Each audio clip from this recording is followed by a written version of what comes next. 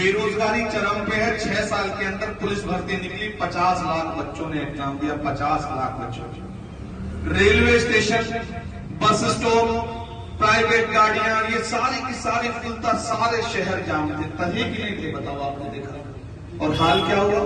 वो paper out हो गया। और जब आउट हो गया, चलिए ठीक है, वो बच्चे प्रदर्शन कर रहे थे, कह रहे थे भाई पेपर आउट हो गया, इसको रद्द करो, इसको रद्द करो, तो कोई सुनने वाला नहीं था। अगर लखनऊ में प्रदर्शन हुआ तो उन युवाओं पे लाठियां बांधने का इन लोगों ने काम किया। और बाद में जाके जब लगा कि कहीं ना कहीं ये तो दिक्कत का विषय, तो योगी आदित्यनाथ जी को वो फैसला वापस लेना पड़ा। तो किस बदौलत हुआ? क्योंकि लोगों ने, बच्चों ने, पार्टियों ने उसकी बात को उठाया और प्रदर्शन उस पर किया। इस देश के अंदर जब नरेंद्र मोदी जी सत्ता में आए और उसके लिए वो भाषण दे रहे थे, तो वो क्या कहते थे कि किसानों की आय दोगुनी करेंगे। ये बात किसी और ने तो नहीं कही थी, उन्होंने ही कही थी। अब से 3 साल पहले जब काले कानून लेके आए और 11 महीने 13 महीने किसान वहां पे बैठे रहे, तो वो एक दिन अचानक टीवी के सामने और कहा कि मुझसे लगता है कि समझाने में कुछ भूल हो गई और आने वाले समय में एमएसपी की गारंटी देंगे। ये क्या खत्म कराया था हम लोग। आज जब चुनाव आ गया तो वही किसान अपना हक अधिकार की लड़ाई लड़ने, अपने हक और अधिकार को मांगने के लिए जब आए, तो 21 साल के नौजवान को गोली मिलती है, उसकी हत्या कर दी जाती है। कोई क्या नहीं दिया, सड़कों को जाम कर दिया जाता है। चाइना का बॉर्डर इनसे सील नहीं होता। चाइना हमारे देश में घुस गया, उसने जमीनें कब्जा ली हजारों रुपए, उस पर नहीं। लेकिन देश का अन्नदाता किसान अपने हक अधिकार मांगने देश की राजधानी जाता है, तो उसको ये लोग रोकने का काम करते हैं। आप नॉर्थ ईस्ट में चले जाइए, वहां पे आंदोलन।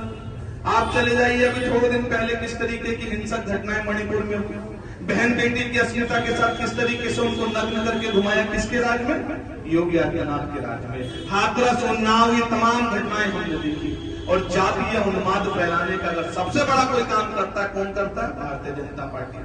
अंग्रेज जब इस देश के अंदर आए थे तो क्या करते थे कि मारो, काटो और राज करो। डिवाइड एंड रूल का यही फार्मूला था कि कुछ होता था।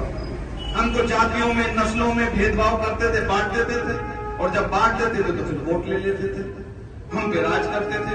ये गोरे आज चले गए और ये काले अंग्रेज आज फिर सत्ता में आ गए।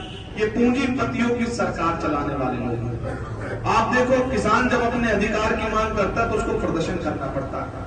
लेकिन इस देश का जो व्यापारी है, वो व्यापारी, आपने देखा कि कोई व्यापारी प्रदर्शन कर रहे हो, कोई इंडस्ट्रियल वाला, कोई फैक्ट्री वाला, कोई शुगर मिल वाला, कोई प्रदर्शन करता हो, कोई धरना करता हो इनके खिलाफ, लेकिन वो कुछ नहीं करेगा। और सरकार फिर भी उसको 13 लाख करोड़ रुपए माफी कर देगी, उसका कर्ज की माफी दे देगी। 13 लाख करोड़। बताओ, आपको हम पे जीरो नहीं लगेंगे, भले कितने पढ़े लिखे हो। कैलकुलेटर इस्तेमाल करोगे और ये भी शायद हो सकता है 13 लाख करोड़ में फेल हो जाए। लेकिन उन्होंने कोई धरना नहीं किया, वो जंतर मंतर नहीं गए, उनके साथ हजारों लाखों का जनसमूह नहीं गया, उन्होंने चेताया नहीं, लेकिन उसके बाद में उनको माफ कर दिया। आप देखो, पूंजीपतियों पे 30% टैक्स लगता था।